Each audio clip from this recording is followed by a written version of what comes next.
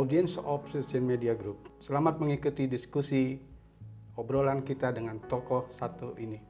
Beliau adalah Profesor Dr. Zudan Arif Fakhrullah SHMH. Pak, mungkin kalau yang suka main TikTok hafal dengan wajah beliau. Karena begitulah cara beliau menyosialisasikan program kerja di Dukcapil ya Pak ya. Iya. Untuk kali ini kita akan membahas banyak hal terkait dengan sistem administrasi kependudukan dan catatan sipil. Baik Prof atau Pak ya, karena beliau juga guru besar juga. Silahkan ya. Yang enak, Mas Rudi yang mana yang enak ya. Zudan boleh, Prof boleh. Siap Prof, gitu, siap ya. Prof aja. Ya. Prof, ini ada yang menarik nih.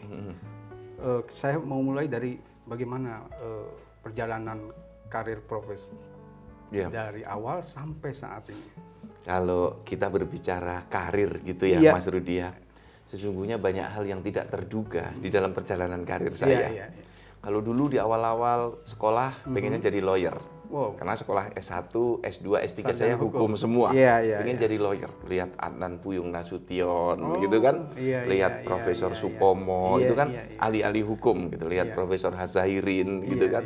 Nah, ahli hukum yang sebenarnya bukan hanya juris doktor, tapi sampai kepada philosophical doktor. Itu menarik bagi saya. Iya, pada saat itu. Pada saat itu ya. Kemudian perjalanan waktu bergulir. Ada satu titik balik yang pada waktu itu saya mendapatkan beasiswa dari Bank Dunia. Dari Bank Dunia, saya lulus S2, kemudian tes ikut Bank Dunia. Tapi TOEFL saya jelek. Jadi saya diterima Bank Dunia, beasiswa. Boleh milih dimanapun, tetapi di dalam negeri. Boleh kampus manapun. Jadi saya dapat uangnya dulu, baru cari kampusnya. Jarang yang seperti itu waktu itu ya? Jarang sekali. Rata-rata kan dapat sekolahnya, baru cari duitnya. Nah, saya dengan program Bank Dunia, dapat duitnya, baru cari sekolahnya. Betul. Dan di dalam kontraknya, dengan Bank Dunia itu ada kontraknya. Cukup dia mengatakan sepanjang setelah lulus mau menjadi dosen. Mau menjadi pengajar gitu. Pengajarnya dimanapun terserah, yang penting mau mentransfer kembali ilmunya. Ya. Akhirnya saya mulai berpikir, saya tertarik menjadi dosen, kan? Menjalankan fungsi sebagai dosen. Tetapi itu tadi perjalanan hidup. Dosen pun nggak sempurna juga, karena kemudian diterima di Kementerian Dalam Negeri. Saya berkarir dari bawah, dari staf. Kan banyak yang menduga saya karena profesor langsung dirjen. Padahal dari bawah sekali. Saya dari bawah, dari staf.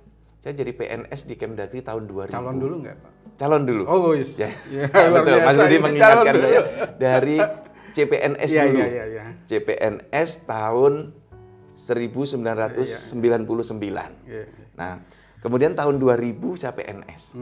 Jadi sudah agak tua jadi PNS. Tahun 2000 itu umur saya 31 tahun. 31 tahun. Nah, kemudian jadilah di situ saya lulus doktor kan dari Bank Dunia tadi, dapat beasiswa tahun 96, 2001 jadi doktor. Nah mungkin itu juga rezeki dari Allah karena jadi doktor. Pada waktu itu saya satu-satunya dokter hukum di Kementerian Dalam Negeri tahun 2001. Nah, akhirnya saya mendapat banyak kepercayaan untuk ikut rapat-rapat di DPR, penyusunan undang-undang ya, hampir semuanya ikut pada waktu itu. Nah, kemudian saya dilihat oleh pimpinan saya pada waktu itu, namanya Pak Dr. Sudarsono. Saya kan waktu itu untuk jadi Widya Iswara. Jadi Widya Iswara, aslinya dosen STPDN pada waktu itu. Kemudian oleh Pak Seman Wijoyo ditarik ke Badan Diklat untuk jadi Widya Iswara. Oleh Pak Sudarsono juga dididik ke arah sana. Tapi kemudian suatu ketika Pak Sudarsono melihat itu yang dokter muda itu jangan ngajar terus. Cobalah suruh mikirin kantor gitu. Disuruh mikirin kantor. Kenapa masih mikirin kantor? Kalau ngajar itu kan kemana-mana keliling Indonesia. Nah, sekarang di kantor mulai mikir untuk pengembangan kurikulum dan lain-lain. Saya dijadikan kepala seksi pada waktu itu. Tahun 2002. Jadi saya setahun dari lulus 2001 kemudian jadi kepala seksi. Jadi saya betul-betul dari nol, CPNS, PNS, kemudian kepala seksi. Iya. Itu saya kepala seksi yang menangani IIP dan STPDN. Tugasnya satu, menggabungkan IIP dan STPDN. Pada saat itu memang ada ya, IIP harus digabungkan dengan STPDN, jadilah IPDN. Nah itulah karya saya pertama di Kementerian Dalam Negeri, dibimbing tentu saja oleh Pak Sudarsono, Ibu Siti Nurbaya yang sekarang Menteri di Lingkungan Hidup. Itu dulu Sekjen Kementerian Dalam Negeri. Itu banyak membimbing saya. Iya, betul. Nah, akhirnya jadilah IPDN yang sekarang. Itu dulu yang ngetik kepresnya saya. Orang di balik layar. Iya, sama Pak Lambok STPDN, itu. Ya. Betul. Itulah yang ngetik Kepres 87 tahun 2004. Itulah yang ngetik itu. Nah, itu saya kepala seksi agak lama, 6 tahun. Iya. Kemudian jadi ditarik setelah pangkat cukup.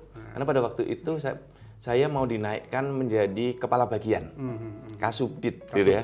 Ya, atau Kabid lah, kepala bidang gitu ya di Badan Diklat. Tapi pangkat saya belum cukup. Akhirnya saya diangkat sebagai PLT, pelaksana tugas. 2 tahun. Nah, nunggu pangkat cukup, saya naik 3D jadi kepala bagian, tetapi dipindah ke Biro Hukum. Menjadi kepala bagian perundang-undangan. Cocok lah dengan ilmu saya, S1, S2. Kebuang ilmunya ya. Ilmunya nggak kebuang. Nah, sambil saya dulu menggabungkan IIP dan STPDN itu, Mas, saya masih tetap mengajar. Di kampus mana? Di IPDN? Saya ada di IPDN, ya di S1 dulu belum banyak S2, S3 ya. Betul. Kemudian di Universitas Borobudur, di Untak Surabaya, di UI. Saya jadi asisten Pak Sudarsono pada waktu itu di Universitas Indonesia. Ya banyak di berbagai kampus. Kemudian dapat rezeki dari Allah. Saya tahun 2004 jadi guru besar. Jadi pada waktu itu pangkat saya masih 3C. Tapi sudah guru besar. Guru besar pada waktu itu. 1 Oktober 2004 itu mendapatkan satu katakanlah anugerah gitu ya dari Allah Subhanahu wa taala melalui Menteri Pendidikan. Saya dapat guru besar.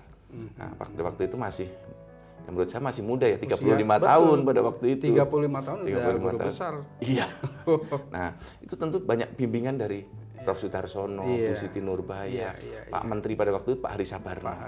Karena saya dulu banyak membuatkan pidatonya beliau. Oh, penulis pidato. Ya, penulis pidato walaupun bukan penulis formal ya. Seringkali saya dimintai pendapat, tuliskan, buatkan ini gitu. Betul, kemudian berkarir terus kepala bagian.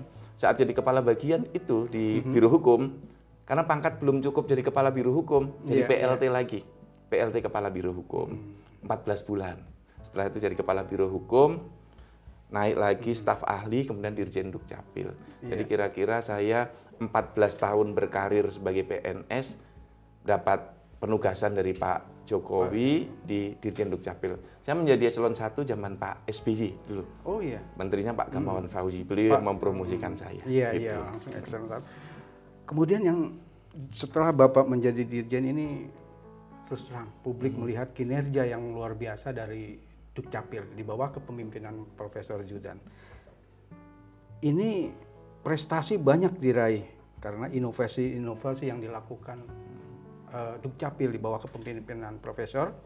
Kira-kira boleh diceritakan sejak awal inovasi apa saja yang telah dilahirkan oleh Dirjen Dukcapil hingga saat ini, yang intinya adalah memudahkan masyarakat, rakyat dalam soal sistem administrasi kependudukan. Ya, terima kasih ini Mas Rudi. Alhamdulillah kalau publik menilai banyak manfaat dari inovasi-inovasi kita gitu. Sesungguhnya Mas Rudi, yang kami lakukan itu ibaratnya kalau bangunan, saya itu berada di bangunan lantai kelima. Kenapa itu? Karena saya di Dukcapil ada dirjen yang kelima. Oh. Sudah ada 4 dirjen sebelumnya yang menurut saya itu karya-karya beliau itu bagus-bagus. Beliau semua ya, Pak Rohadi, Pak Situmorang, Pak Rashid Saleh, Pak Irman itu meletakkan landasan admin Indonesia yang bagus. Betul. Maka saya sebagai dirjen lantai kelima itu punya pondasi lantai 4, lantai 3, lantai 2, lantai 1 itu kuat. Dan di Adminduk ini Mas, hebatnya siapapun dirjennya tidak punya keinginan mengganti sistem. Tapi memperbaiki sistem, mengimprove, meningkatkan, mendayagunakan. Jadi sistem kita sejak 2004 itu sama, namanya SIA, Sistem Informasi Administrasi Kependudukan. Sistem Informasi Administrasi Kependudukan. Iya, sampai sekarang masih tetap itu. Tetapi kita perbaiki, yang kurang mana kita lengkapi. Yang jelek mana kita perbaiki, yang bermasalah mana kita beri solusi gitu. Betul. Saya mendapatkan banyak sekali manfaat. Jadi ibarat pohon, ini saatnya kita berbuah. Nah, buah ini kita optimalkan. Jadi kita dengan sistem SIA bisa mendorong pelayanan online, Mas. Karena seperti yang sampaikan studi semangat kita itu memudahkan rakyat. Ya, memberikan pelayanan yang cepat. Betul. Maka dengan sistem SIA yang dulu produksi kita hanya dokumen, sekarang kita bisa digitalkan. Dengan IT, semua data di dokumen kita olah menjadi data. Nah, data itu yang sekarang kita bisa berbagi pakai. Verifikasi di perbankan, bantuan sosial, kemudian aparat penegak hukum untuk penegakan hukum, penanganan terorisme. Kemudian kalau ada korban kejahatan bisa tidak diketahui siapa, sidik jarinya dipasang di atas alat, keluar datanya. Jadi sekarang jarang sekali, Mas, namanya Mr. X itu jarang sekali. Nggak ada yang misterius, sudah kelihatan semuanya. Semua, sepanjang dia sudah buat KTPL, itu bisa kita identifikasi. Satu, layanan kita online. Yang kedua, yang layanan online itu sebenarnya diawali dengan tanda tangan elektronik. Dulu kan nggak pernah terbayang orang tanda tangan elektronik itu seperti apa. Nah, kita berpikir dengan IT yang namanya tanda tangan basah, kita bisa buatkan algoritma dengan QR code. Ya kan? Kita geser dari yang biasa tanda tangan, udahlah, kamu saya beri password. Nah, tanda tangan ini ditransformasi menjadi QR code. Dan ini kan secara hukum bisa dipertanggungjawabkan. Karena dengan QR code orang tidak bisa menyangkal lagi bahwa itu saya yang tanda tangan. Karena nanti dibuka dengan QR code reader bisa kelihatan siapa yang tanda tangan, datanya kelihatan. Jadi tidak bisa katakanlah palsu atau apa gitu. Sulit sekali, Mas, memalsukan itu karena algoritmanya sudah kita buat sedemikian rupa yang aman. Nah, kemudian setelah dengan QR code, Dukcapil itu di 2019 sudah bisa bekerja dari rumah. Sebelum ada pandemi COVID. Sebelum WFH. Sebelum orang mengatakan WFH, Mas, nanti Mas Rudi bisa tracking di media. Ya, kita semua bisa tracking di media. Buka Zudan, Ketua Umum Korpri kerja dari rumah. Di Agustus 2019 saya sudah mengatakan kita PNS bisa kerja dari rumah. Pada waktu itu nggak ada yang percaya. Pada saat itu futuristik sekali pemikiran. Pada membuli saya. Saya dikatakan, Pak Zudan jangan aneh-aneh. PNS itu kerja di kantor saja susah. Apalagi kerja dari rumah. Absennya bagaimana nanti? Betul, gitu kan? timbul pikiran absennya bagaimana, mengukur kinerjanya. Saya mengatakan instrumennya nanti dibuat. Iya kan? Tetapi pikiran kita harus memudahkan. Jakarta demikian macet. Sebenarnya ide dasar ASN bekerja dari rumah itu bukan bekerja dari rumah. Sebenarnya saya salah mengatakan pada waktu itu. ASN bisa bekerja dari manapun, itu maksud saya. Dengan tanda tangan elektronik itu kan bisa bekerja dari manapun. Sambil mancing bisa, di bandara bisa, ya kan, Mas? Kemudian dari rumah, ketika buru-buru jam 6 pagi pimpinan minta, kita bisa kerjakan. Yang penting ada wifi, ada gadget, ada laptop. Nah, pada waktu itu orang nggak percaya kalau kita bisa. Nah, saya membuktikan Dukcapil 514 kabupaten kota, Mas. Dari Aceh sampai Papua. Bayangkan, Mas, Papua itu bisa. Nah, itulah bergerak kita menuju digital. Akhirnya dengan tanda tangan elektronik itu kita juga mendorong ini gimana ya agar kita bertransformasi digital penuh.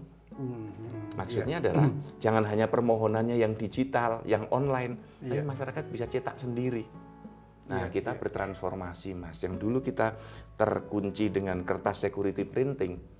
Kertas security printing itu kan dulu menjadi raja. Sehingga Dukcapil itu didatangin orang terus. Ya kan? Saya merubah. Kita bukan raja. Kita ini pelayan. Jadi jangan nunggu didatengin orang. Kita desentralisasikan layanan biar masyarakat cetak sendiri. Tapi kalau dengan security printing kan nggak bisa. Saya hapus kertas security printing itu menjadi kertas putih biasa. Sehingga dokumen-dokumen kependudukan bisa dicetak di rumah dengan kertas putih biasa dan kalau hilang dia tinggal print out lagi. Nggak perlu datang ke Dukcapil. Benar-benar ini ya memudahkan rakyat ya. Kemudian ada dampak yang signifikan bagi APBN. Per tahun kita menghemat 450 miliar. Dari kertas? Dari kertas saja. Luar biasa. Dari kertas saja kita bisa menghemat 450 miliar. Nah, karena kita dengan kertas putih biasa, dengan QR code, penduduk bisa cetak sendiri, kita bisa mendesain yang namanya anjungan Dukcapil Mandiri. Itulah ATM tetapi keluarnya dokumen kependudukan. Jadi kita memang bertahap Mas, dipikir satu. Tapi dalam desain kita ada.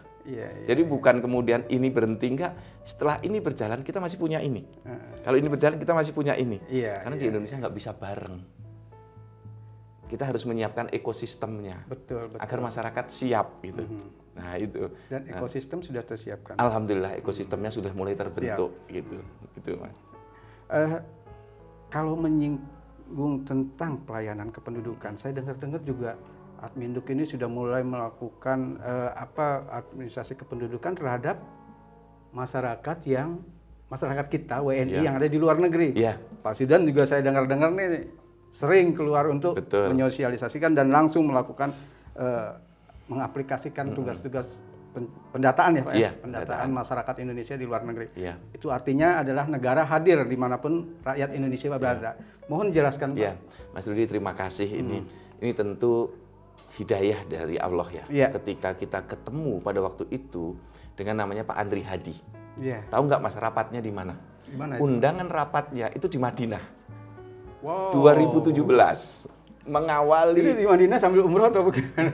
Undangan rapatnya di sana. Kami diundang rapat karena pas mereka punya acara gitu, Dukcapil diundang. Luar biasa. Nah, kemudian saya merasa, wah ini berkah banget gitu. Akhirnya jadilah kita mendesain yang disebut dengan upaya perlindungan optimal bagi WNI di luar negeri. Semangatnya itu, perlindungan yang optimal bagi WNI di luar negeri. Nah, agar bisa melindungi, kita harus punya datanya. Ternyata selama ini data kita itu minim. Ada tetapi minim. Akhirnya kita bersepakat, kalau begitu, Indonesia itu harus lebih luas. Bukan hanya Indonesia yang dari Sabang sampai Merauke. Tapi seluruh dunia itu ada unsur Indonesianya karena ada kantor perwakilan di situ. Betul. Nah, makanya kita buka pelayanan Adminduk di luar negeri. Mulai dari 2017 itu kita keliling ya. Ada teman saya yang ke Afrika pendataan, ada yang ke Amerika, ada yang ke Jerman, saya ke Mesir, ke Arab, ke Korea. Kemudian ada teman-teman yang ke Davao, ke Filipina, ada yang ke Belanda, ada yang ke Turki gitu ya. Nah, itu muter terus sampai sekarang. Nah, tahun ini kita ada turun lagi ke pantai timur Amerika, pantai barat Amerika, dan di Eropa. Tentu bersama Kementerian Luar Negeri. Kami banyak difasilitasi oleh Kementerian Luar Negeri. Kami menyediakan expertnya, ahli-ahlinya, mereka yang menyediakan infrastrukturnya. Jadi itu sebenarnya berangkat dari kekhawatiran atau katakanlah kepedulian negara terhadap nasib rakyat di luar negeri ya Pak ya, kalau boleh dikatakan seperti itu Pak ya. Iya, dan itu Pak Jokowi sangat memberikan arahan. Oh gitu Pak. Bahkan kami pernah launching layanan online bersama beliau di Seoul. September 2018. Jadi Pak Jokowi itu pandangannya sangat futuristik. Artinya kita jangan hanya memperhatikan yang di dalam, yang di luar pun harus diperhatikan. Karena ada di 130 perwakilan, Mas. Dan bagi kami di Dukcapil itu sama dengan menambah dinasnya Dukcapil yang sekarang 514 sekarang sampai ke luar negeri. Dinas Dukcapil di luar Malaysia, negeri. Dinas Dukcapil Amerika, betul. Gitu, luar biasa. Gitu. Tapi sudah semua negara belum ya? Belum. Prof? Jadi kita baru uji coba pilot project ya, datang ke banyak negara.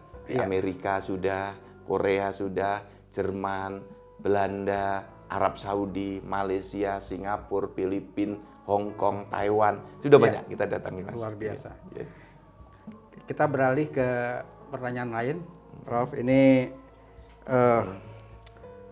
kalau kita tak boleh simpulkan, sebenarnya inovasi apa? Pertanyaannya kan inovasi apa yang paling signifikan? Tapi menurut saya semua signifikan ya, Prof ya. Dan bermanfaat itu ya, Prof ya. Kira-kira ada ke depan inovasi apa lagi yang sedang dalam gagasan yang Dukcapil? Ini Mas Rudi dan kawan-kawan semuanya ya, yang sedang kita gagas adalah namanya Indonesian Digital ID. Jadi kita akan membuat ID. KTPL digital. Besok nggak dicetak lagi. Tidak berupa fisik itu, tetapi sudah ada di dalam gadget kita. Jadi besok nggak perlu fotokopi lagi, di tap aja dengan QR code. Jadi penduduk kita yang penting punya smartphone, nggak perlu datang ke Dukcapil, Pak, KTP saya hilang, KTP saya rusak, kan udah ada di sini. Kalau handphonenya hilang baru masalah, karena KTP-nya ikut hilang. Nah kita sudah punya modal, Mas, karena sudah ada 196 juta yang berupa fisik. Yang fisik itu tinggal penduduknya nanti daftar ke Dukcapil, nomor handphone saya sekian, sudah bisa ditransformasi menjadi identitas digital. Gitu. Jadi makin paperless ya. Betul, kita menuju ke sana. Gitu. Itu sama juga mendukung lingkungan hidup. Iya, gitu. Banyak sekali nanti penghematannya. Bahan bakunya tidak perlu lagi, tidak perlu pohon, tinta nggak perlu pohon, nggak perlu lagi. Betul, iya. Iya, baik, terima kasih Prof. Kemudian ada pertanyaan menarik dalam perjalanan Bapak memimpin Dukcapil, apa sih kendala terbesar nih Pak yang Bapak hadapi Pak? Ya, ada kan kendala kita terbesar adalah sumber daya manusia Mas, human capital. Wow. Indonesia itu pengalaman saya dengan 514 kabupaten kota tidak bergerak sama. Karena apa? Ada Jakarta, ada Papua. Ya kan? Ada Aceh, ada Surabaya. Ya kan? Ada Mentawai yang di ujung sana, tetapi juga ada Tangerang Selatan yang bagus. Nah, jadi kita sebagai pimpinan harus sabar. Betul. Bagaimana agar pertumbuhan yang cepat ini menarik yang lambat. Dan yang lambat jangan membebani yang cepat. Maka di situ strategi stick and carrot. Reward dan punishment itu harus kita terapkan. Tentu kita sebagai pamong praja ya, tidak baik kalau hanya selalu menghukum. Tapi harus membina. Sehingga kalau ada yang salah, selalu bertanya, yang salah diapakan? Selalu mereka mengatakan yang salah dihukum Pak. Mereka sendiri yang mereka sendiri. Bagi saya itu adalah paradigma salah yang harus diluruskan. Sesuatu yang salah itu harus dibetulkan, bukan dihukum. Hukuman itu kalau kesalahan pertama nggak dia lakukan pembenahan, kesalahan kedua nggak lakukan pembenahan, ketiga baru di situ ada punishment. Tapi kalau baru salah satu kali, mungkin dia belum paham. Jadi harus yang salah segera kita betulkan, salah kita betulkan. Paradigma itu yang saya bawa ke teman-teman. Anda nggak usah takut salah, karena di dalam ijtihad Allah aja maha baik. Kita beristihad salah dapat pahala 1. Betul. Kalau beristihad benar dapat pahala 2. Maka dalam pelayanan Dukcapil buat inovasi jangan takut salah. Yang saya takutkan adalah Anda tidak bergerak. Ada masalah Anda diem. Masalahnya akan selesai. Kalau ada masalah, Anda berinisiatif, kawan-kawan Dukcapil berinisiatif, cari solusi. Solusinya nggak tepat, masih ada masalah, nggak apa-apa. Dibetulkan lagi. Yang penting kita sudah merespon. Tentu ada masalah yang rumit ya, misalnya perkawinan antar agama. Itu masih jadi aneh ya? Banyak Mas. Di Dukcapil itu kan mencatat perkawinan yang non-muslim. Ada kawin muslim dan non-muslim. Kami nggak bisa mencatat karena yang muslim di KUA, yang non-muslim di Dukcapil. Nah, kami beritahu, Anda harus jadi satu agama dulu. Silahkan ikut Islam, nanti Anda ke KUA. Ikut Kristen baru ke Dukcapil. Kalau masih gantung, kami nggak bisa memproses. Itu rumit Mas, karena ada terkait dengan akidah, keyakinan. Kami serahkan dulu ke masing-masing. Itu. Tapi kalau masalah-masalah administratif lebih mudah. Misalnya merubah nama, silahkan penetapan pengadilan. Kemudian data yang salah silahkan dibetulkan. Nah itu kepala dinas harus berani mengambil keputusan-keputusan di situ. Nama kepanjangan. Iya. Kita harus berani melobi, mempersuasi, menjelaskan gitu. Itu sempat repot juga ya Pak Dirjen. Itu sampai teman-teman di istana memberitahu, Mas segera diselesaikan. Pak Menteri juga segera diselesaikan. Alhamdulillah sudah selesai. Sudah selesai dengan win-win solution ya, semuanya bisa nerima. Pak, kemudian Pak, ini lebih sekadar kepada bagaimana Bapak bekerja. Menarik. Karena kesuksesan tentu tidak lepas daripada bagaimana Bapak membangun kinerja yang baik. Ini coba kita ingin tahu bagaimana sih Bapak membangun teamwork dalam menyukseskan kerja, membangun Sisminduk ini. Memang kalau kita berbicara Adminduk ya Mas Rudi ya, teman-teman semuanya dari News Obsession. Adminduk itu gerbong besar sekali. Karena pejabat Dukcapil itu diangkat dan diberhentikan oleh menteri. Sehingga 514 kabupaten kota dan 34 provinsi itu bawahan kami langsung. Dukcapil itu memiliki 2 atasan, kepala daerah dan menteri. Nah maka saya memberlakukan gerbong ini bukan dengan 1 lokomotif saja. Saya lokomotif utama, tetapi mereka juga lokomotif. Lokomotif ini kita satukan dengan semangat yang sama, sehingga terbentuk tim. Tim dengan ideologi yang sama. Maka selalu saya sampaikan, ideologi kita adalah pelayanan yang membahagiakan masyarakatnya. Agar itu menjadi batu penjuru, Mas. Sehingga semua orang Dukcapil mengatakan apa yang harus dilakukan, membahagiakan masyarakat. Biar menjadi ideologi yang sama. Nah, kemudian kita bangun dengan core value, nilai inti, budaya kerja. Betul. Kami menyebut dengan Dukcapil Bisa. Bisa itu dari kata B, berkarya, I itu inovatif dan penuh inisiatif, S-nya itu sabar dan semangat, A-nya adaptif dan amanah. Nah, itu menjadi core values-nya Dukcapil. Nah, kemudian setelah itu, saya lokomotif utama. Tidak boleh mereka keluar dari gerbong. Iya. Ya kan? Kalau keluar dari gerbong, saya jewer. Punishment. Okay. Karena kita punya tadi semangat membahagiakan. Kalau Anda mempersulit, berarti Anda tidak satu gerbong. Saya jewer. Nah, kita sebagai lokomotif, tetapi saya nggak mau sendirian. Saya ingin seperti kereta cepat di Jepang, Shinkansen itu. Saya tidak mau menjadi Argo Bromo, Argo Anggrek. Itu kan kereta cepat Indonesia. Betul. Kenapa Argo Bromo, Argo Anggrek? Karena lokomotifnya hanya satu, mesin pendorongnya hanya di lokomotif terdepan itu.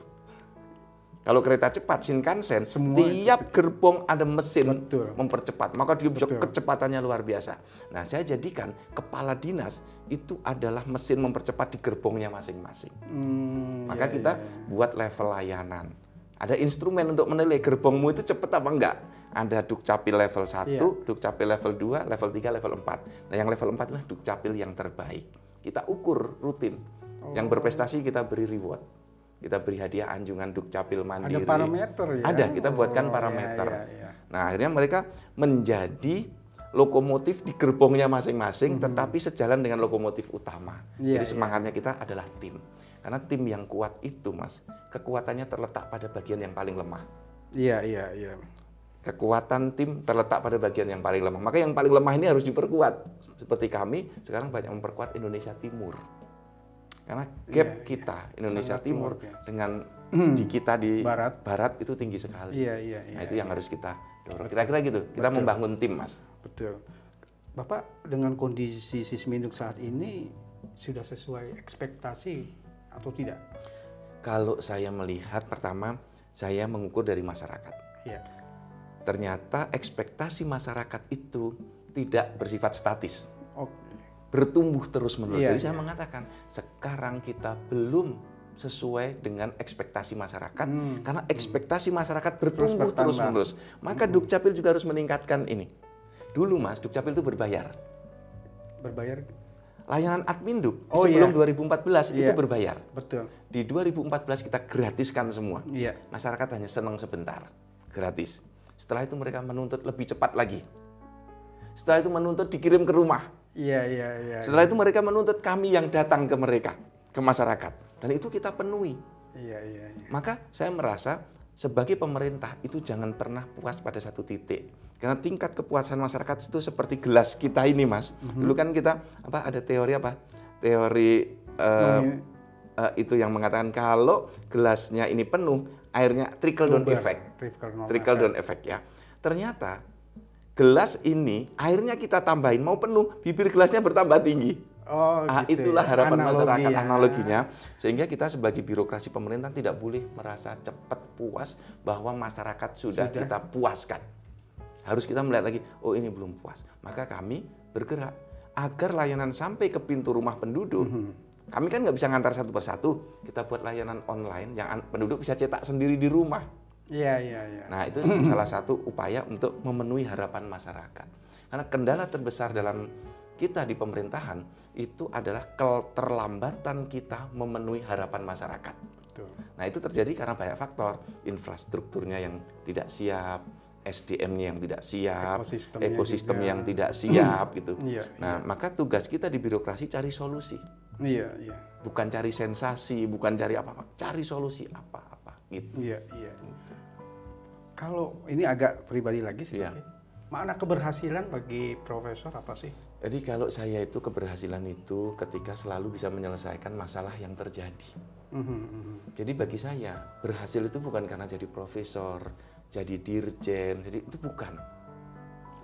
Keberhasilan itu adalah setiap kali kita bisa menyelesaikan masalah. Sehingga masalah itu bisa menjadi tangga buat naik. Kalau profesor, dirjen, itu kan dampak dari kita berhasil menyelesaikan masalah-masalah terus-menerus, sehingga pimpinan melihat, oh orang ini bisa menyelesaikan masalah, orang ini bisa menyelesaikan masalah, semua diberi. Hasil itu kan sebuah label, keberhasilan itu label. Tetapi untuk menuju ke sana, ada satu titik-titik yang harus bisa selalu kita selesaikan. Nah, saya menyebut orang yang berhasil itu, satu, dia mampu menyelesaikan semua masalah yang dihadapi. Yang kedua, memberi manfaat, Mas. Kan kita menyelesaikan masalah bukan untuk diri kita sendiri. Hablum minannasnya harus terasa. Maka saya dengan teman-teman Dukcapil juga begitu. Kita membuat inovasi juara, itu belum hebat. Tapi baru hebat bila juara dan bermanfaat. Bermanfaat bagi orang banyak. Bagi orang banyak. Karena kita harus bisa mendapatkan pengakuan dari pemerintah yang memberi hadiah itu, dan pengakuan dari masyarakat. Publik, kan mahal betul, Mas, kalau masyarakat sampai mengatakan layanan Dukcapil itu bagus, itu luar biasa. Dan tidak mudah untuk sampai membuat masyarakat mengatakan layanan bagus. Effort kita kan banyak. Penyiapan SDM, penyiapan infrastruktur, berinovasi itu untuk mendapatkan legitimasi publik, pengakuan dari masyarakat. Itu, Mas. Sebenarnya inspirator kerja Profesor siapa sih? Ya, saya itu begini, sangat senang, bangga dengan ibu saya. Ibu saya itu kan putranya 9, tapi kuat gitu ya, nggak pernah mengeluh, karena namanya anak zaman dulu kan. Laki-lakinya 6, putrinya 3. Ibu saya penjual jamu, Mas. Dan yang kedua, ayah saya itu figur seorang guru. Ayah saya guru SMP. Jadi saya bukan dari keluarga yang berada kaya raya sehingga bisa sekolah terus. Saya itu bisa sekolah terus karena semuanya beasiswa, Mas. S1 saya beasiswa dari Yayasan Aji Dharma Bakti di Jawa Timur. Kemudian S2 saya juga beasiswa dari Yayasan Wijaya Kusuma Surabaya. Kemudian S3 saya juga beasiswa dari Bank Dunia.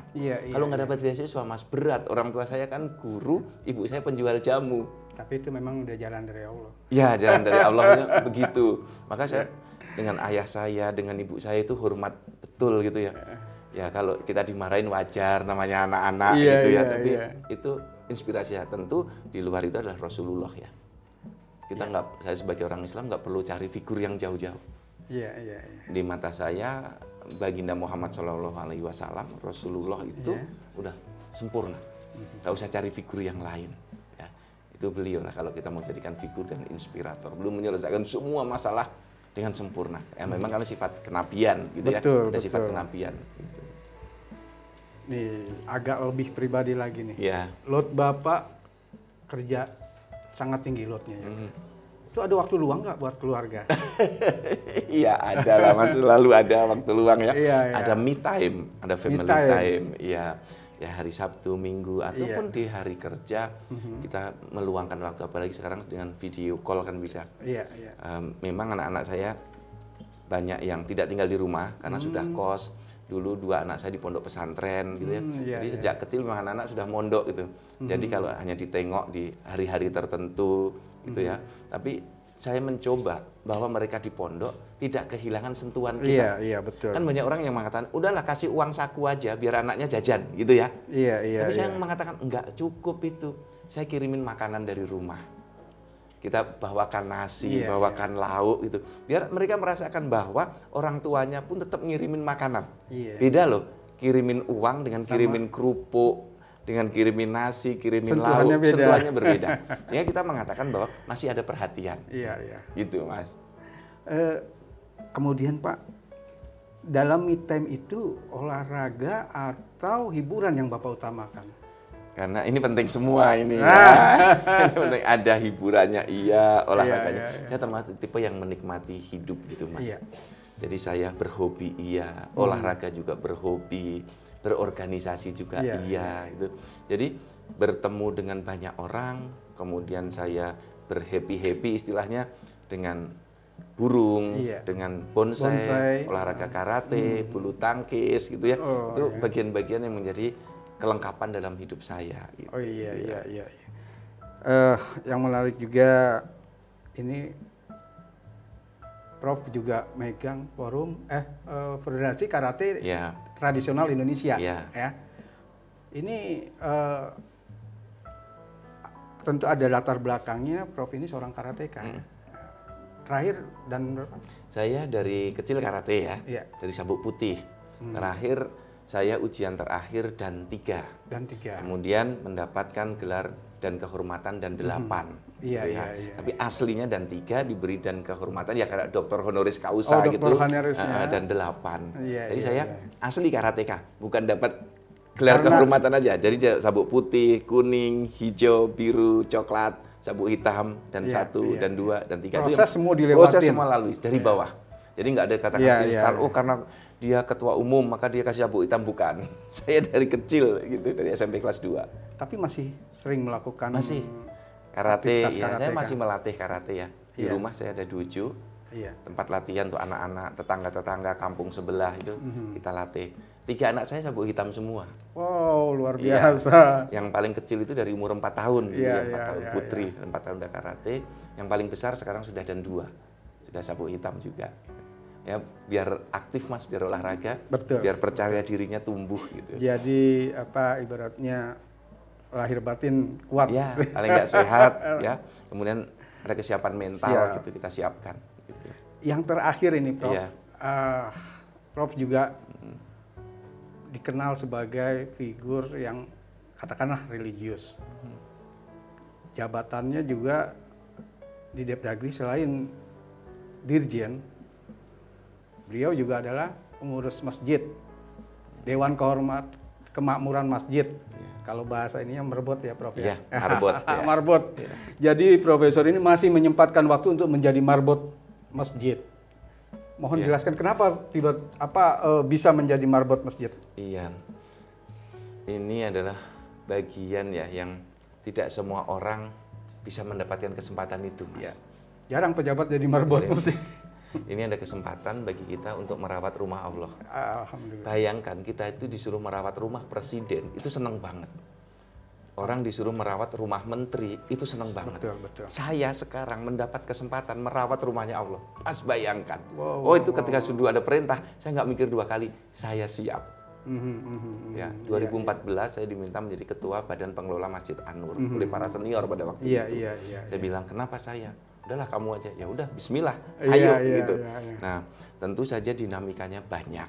Tetapi karena semuanya niatnya sama, frekuensi di masjid itu sama untuk ibadah. Jadi itu menumbuhkan saya semangat untuk kalau kangen dengan kawan-kawan di masjid, ayo bikin acara. Dan di masjid itu kan tempat yang paling nyaman ya, tempat paling membuat kita tenang gitu ya. Kalau di masjid itu tidak ada lagi masalah-masalah yang rasanya tidak bisa kita selesaikan. Dan ini adalah satu kehormatan bagi siapapun kita yang diberi kesempatan untuk merawat rumahnya Allah Subhanahu wa taala. Monggo, mumpung kita masih diberi waktu, masih diberi kesempatan. Kita rumah sendiri aja, titipan dari Allah. Kan bukan rumah kita itu, Mas. Titipan itu kita rawat baik-baik. Jadi kan saya selalu dikatakan begini, Mas Yudan, kenapa sih pohon aja dirawat, burung aja dirawat, gitu kan? Saya hobi burung gitu ya. Kok kerjaanmu kok banyak semua ditangani gitu. Bukan itu sebenarnya saya.